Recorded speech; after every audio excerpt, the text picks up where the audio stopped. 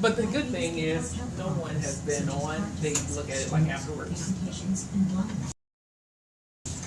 It's live on Periscope. Yeah. So, hey, how you doing? Getting ready to get on the air. All right, let's do this. So talking to the mic.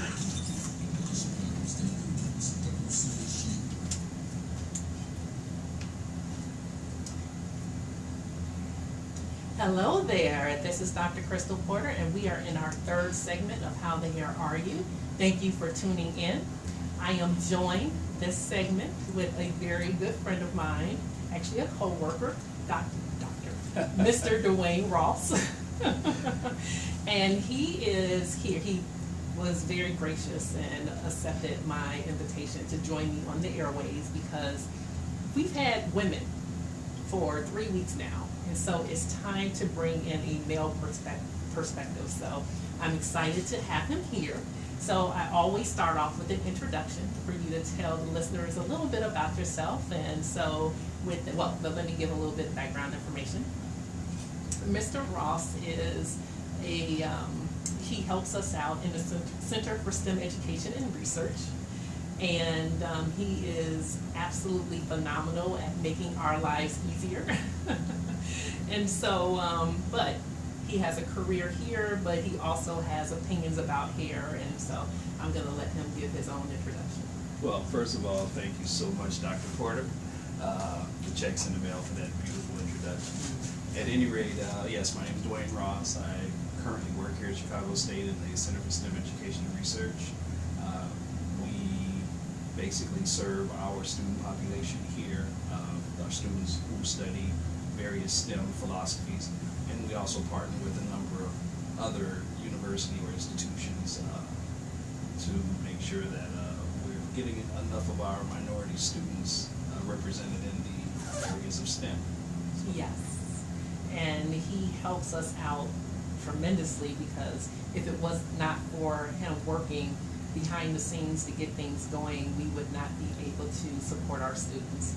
And we recently started a program that Mr. Ross was very instrumental at helping with, and that is to really use the platform of hair science to educate students. So there are lots of unanswered questions in the area of hair, and students would come up and say, hey, you're a hair scientist, I have this question. And so they want an easy answer, and the truth of the matter is it's very complicated to answer questions that pertain to hair because there are a lot of variables.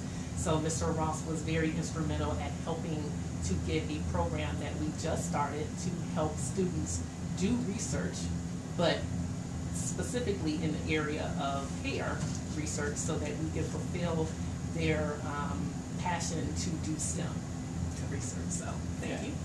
You're welcome. Actually, I'm pretty excited about it because things like your hair, I mean, for the general public or the layman such as myself, you don't think too much about it. You get up, you comb it if you have any, and you keep moving. And the reason I say if you have any, those who may know, I shave my head. So I was really interested in Dr. Porter asking me to participate. But I did have hair at one time, so I guess I do have a little insight on it. Well, not only that, but hair is just not limited to the hair that's on your head. That's you true. have facial hair. That's true.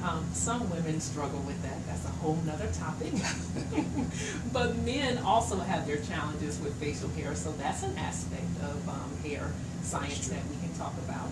And then you have opinions about your hair, but you observe our hair, women's hair as well. Absolutely. So Absolutely. I'm sure you have some insights or some beliefs that you'd like to share, or maybe you don't want to share, but let's see what I can get out of you. Okay, that sounds fair. But let's start with you.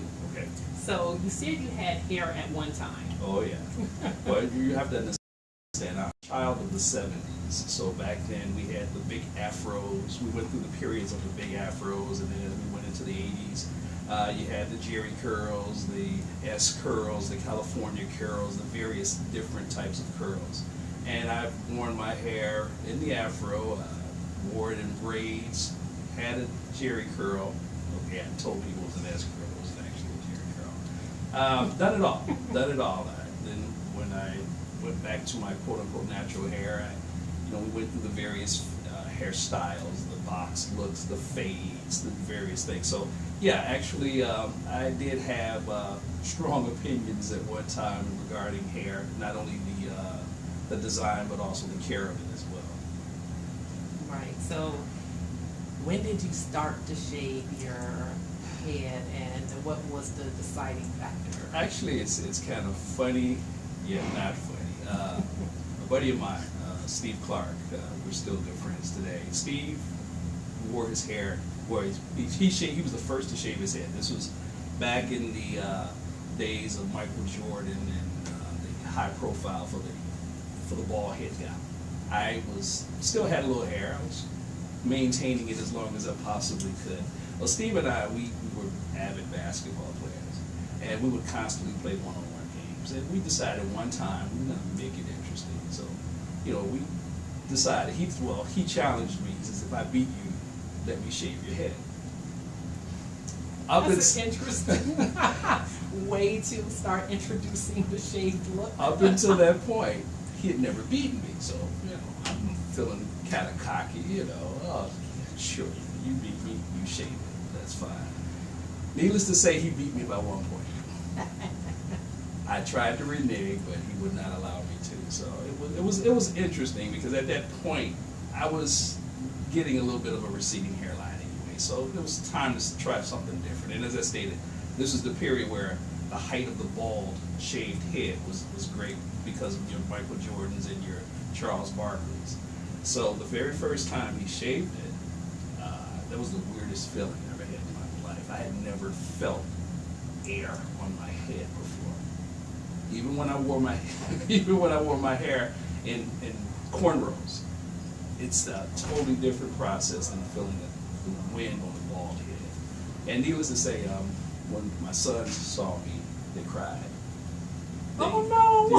Yeah. Oh, no. They didn't know who I was. It was an adjustment. Went to work the next day, and I walk in, and suddenly it's almost like everything just went quiet, and then all of a sudden the place just roared in laughter. So yeah, it was very humbling, but now I'm kind of used to it. Actually, my wife won't allow me to do anything except keep it bald. So okay, so that's great. So kids cried, but wife was happy. Oh, absolutely, absolutely. Yeah, kids get over it. Oh yeah. Oh, yeah. So that actually now my sons don't even. They say they can't even imagine me with hair now. So, and actually I can't imagine myself with it. So I think this is my final style. So I'm gonna keep it. So what's the maintenance? Believe it or not, a lot of people think bald head is very low maintenance. No, I have to shave my head daily, and the cost is more now than when I had hair. When I had hair, I'd go to the barber every 2 weeks. Now I'm shaving my head every week. I'm going through razor blades like crazy because I use a blade. I've tried the electric razor. It didn't get close enough for me. So to get the closeness, I need to actually use an actual blade. And needless to say, blades today aren't made to last you for an extensive period. So I go through quite a bit of blades as well as shave gel. So. And that costs more than getting your hair cut every 2 weeks? I would cut my hair every 2 weeks, and it would cost me maybe $20. I'm not sure what it is that really now. makes me mad. It does. I cannot believe how cheap it is for men to maintain their hairstyles. Yeah. Whereas with us, it costs considerably more. Usually at least double. Oh wow. And that's starting. Yeah. That's starting. Yeah. So on average, I was spending maybe $80 a month on my hair. Now with razor blade, I use a blade a week, and your blades come in packs of 8s, minimum 8s, and they're about $20, $24 a blade. I mean a pack. Plus your shave cream.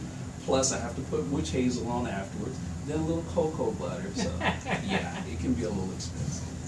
Wow. So have you tried out that? I've seen the commercial, and I cannot remember the name of the product, but they advertise how you can replenish your blades, and I never really thought about it until you started talking Well, about how expensive it can be. I won't go into names because I don't want to put myself That's into okay. any I understand issues. that. But there's a new club, and a lot of guys might be aware. There's a club that allows you to buy blades at a very discounted price. I tried them, but for me, they just didn't get as close as the name brand ones that I use. So, as they say, you have to pay to play. So I'll pay the little bit of extra if I know that it's going to work for me. Man, that seems like a good business opportunity. I can't imagine, Yeah. well, yeah, I can't imagine the manufacturing of blades being that expensive where you can't have a nice profit on a good blade and just replenish for people like you. Oh yeah, yeah. So you want to look into that. I'm not interested. Yeah, it might be something I can look Yeah, at. You're absolutely. right. You're right. Yeah. So. I'm always encouraging people to have just a little side hustle. Oh yeah. I mean, absolutely. something that doesn't take a whole lot of time where you can get the tax benefits of having the business. Yeah. Well, another one of the advantages, advantage or disadvantage, when you look at it. The first of the year, I was experimenting with growing a full beard. So that saved a little bit on blades because my blades, not only am I shaving my head, I'm shaving my face as well. But it only lasted about a month, so I decided to go back to the semi-clean facial look. So, yeah, if you're talking about shaving your head as well as shaving your face, it can be a little expensive. Wow. Never thought about that. And you know, I try to encourage men and women to talk about some of the issues pertaining to hair, because I think that there is a lot of misconceptions of what the other person is going through, and I don't think that we on either side have a true appreciation of what the other person is going through. Oh, absolutely. So I think there needs to be more dialogue, because I'm learning a lot. And I've worked with, I used to have coworkers who talked about shaving their heads, but they never talked about the expense of it. They just talked about the fact that they had to do it every day, but you just added another, layer of complexity. Sure. It's something you have to deal with. And I would be more compassionate if my husband had to go through that, because I don't know if I would truly understand, the effort. Yeah, well, I've got friends who shave theirs, but they may shave theirs maybe every other day or maybe even just twice a week. But for whatever reason, mine grows. And it's weird because I can shave my head in the morning, say 6 in the morning. I will feel stubble around them. Wow. Yeah. So it becomes a necessity. And then what I've also found, I can't explain why, if I skip a day in terms of shaving my head, then I do shave it the day after, for whatever reason, you'll see little blood follicles in my head. It's like the pores are bleeding. And I'm not sure why that comes about. So a lot of times what I have to do to prep the head too, I have to take a hot towel and place it on top of my head, and I guess that makes the little hairs stand up a bit, and then that way I can get a clean. I know.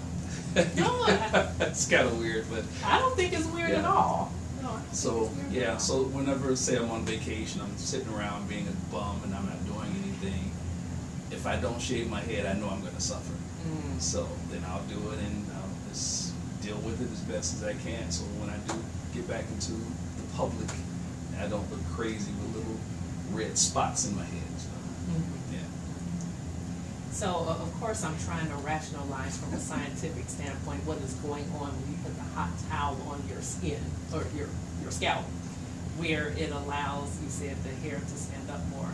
And the only thing that I can think about, because, you usually have expansion with heat, and I don't know if the pores are opening up more, or, I'm not sure what's going on, but I'm trying to rationalize it in my head. And that might be because I know when, like, say if you go to a barber and you go for a barber and they give you a shave, one of the procedures they do, they'll take it the same thing. They'll take a hot towel and they'll place it, they'll wrap it on your face, and then just let it sit for maybe a minute. Then they'll take it off. Then they'll shave it. And the shave is a lot closer when you do it that way. So I think what happens, especially with black men, the hair is coarse and curly. So for whatever reason, it makes it stand up a little bit more and allows you to get closer with the blade.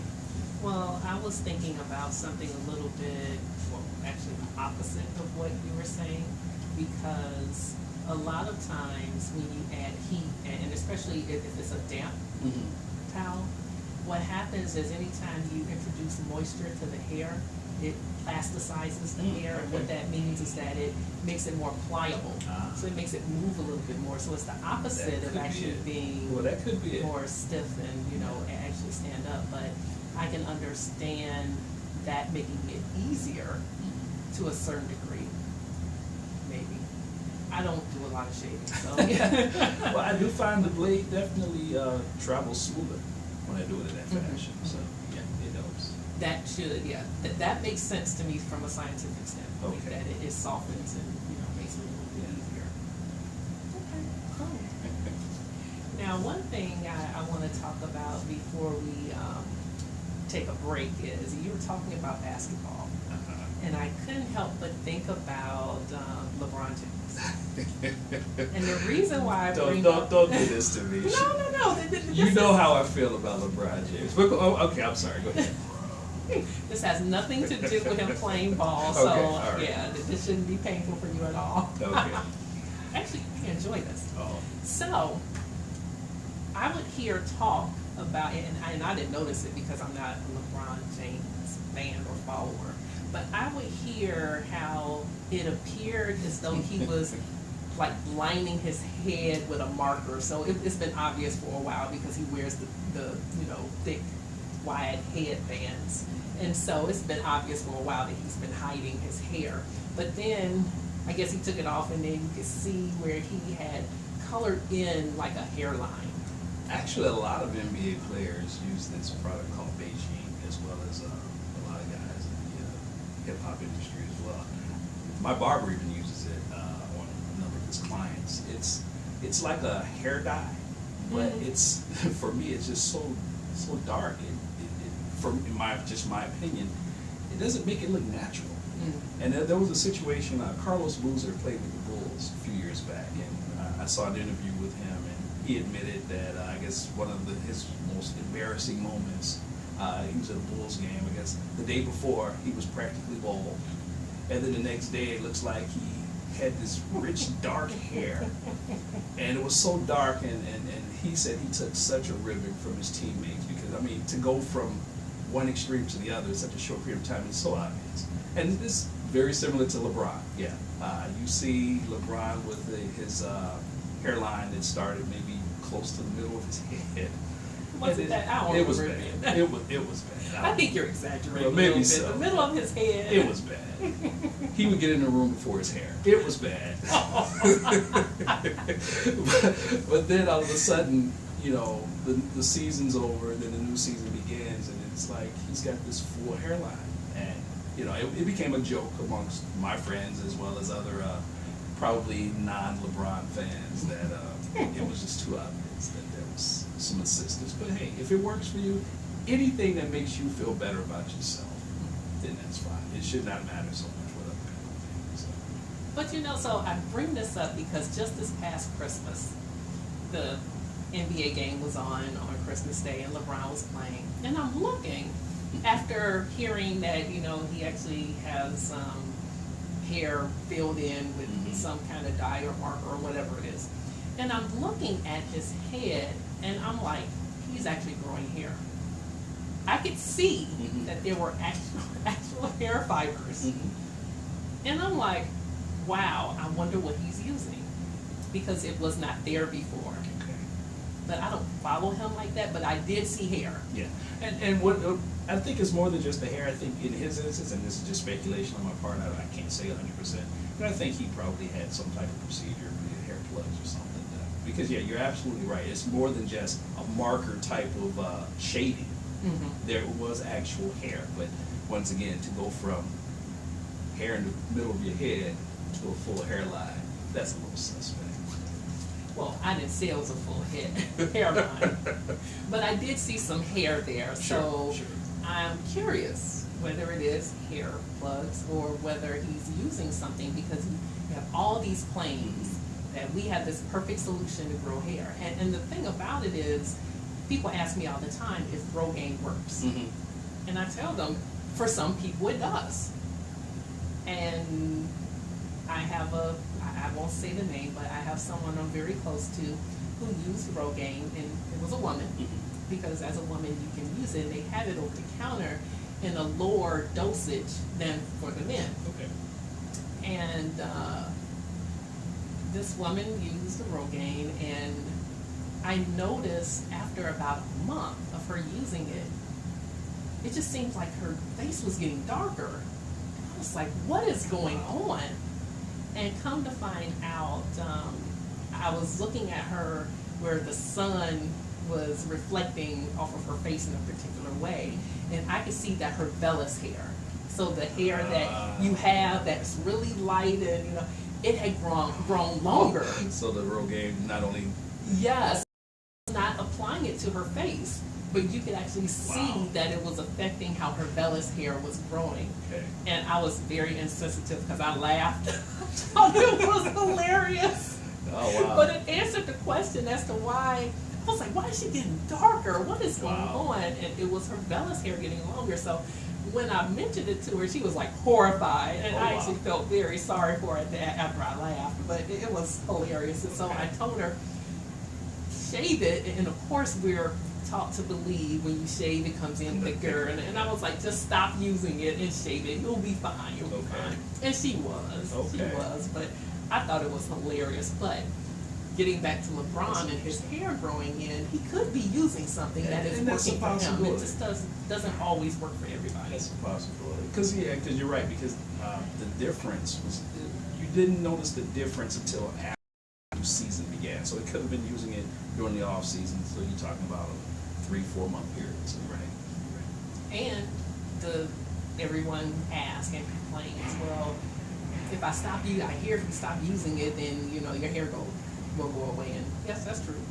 That's true, but I don't know why people would think that if you started using something that started to grow hair and you weren't growing it before, then you don't have to continue to use it. Yeah, that's true. So there aren't any miracles unless you get hair plugs like you were talking about. But I just wanted to mention that since you were talking about basketball, and that was one of the things that popped into my mind. But we're going to take a break right now, and we will continue our discussion because I want to, if you're willing, to get your opinion about the state of hair in the African American women population. So with that, we'll be back. So stay tuned, and we'll be back in about 7 minutes. Wow. Hey guys, we'll be back. We'll be back in like 7 minutes.